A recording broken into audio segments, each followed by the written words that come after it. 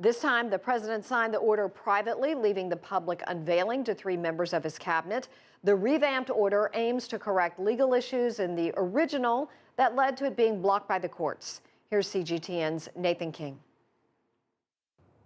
If at first you don't succeed, try again. And the Trump administration hope it's second time lucky for their executive order on immigration to prevent terrorism. The disastrous January rollout led to thousands of people being stranded at U.S. or international airports. They made some changes, like allowing current visa holders to travel from those countries and permanent residents of the United States. Off the list is also Iraq. So there are now only 6 countries: Iran, Syria, Libya, Sudan, Yemen and Somalia are all on this list. A 90-day ban for all travel from those countries and a 120-day ban when it comes to refugees as well. Rolling out this new executive order, the U.S. Secretary of State Rex Tillerson called for patience from global allies. To our allies and partners around the world, please understand this order is part of our ongoing efforts to eliminate vulnerabilities that radical Islamist terrorists can and will exploit for destructive ends.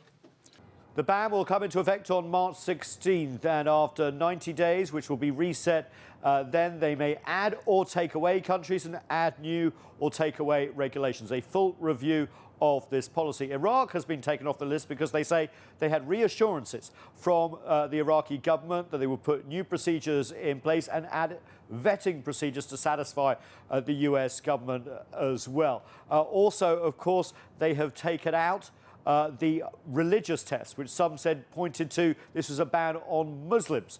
The administration are at pains to point out that this is an anti-terrorism measure, not an anti-Muslim one. Critics, of course, say that if this was against terrorism, you would target countries like Saudi Arabia, Pakistan and Egypt, many of whom were responsible for the 9/11 attacks in 2001 here, which killed nearly 3,000 people. In fact, citizens and refugees from these countries, 6 on the list, have not committed an act of terrorism on US soil. Nathan King, CGTN at the White House.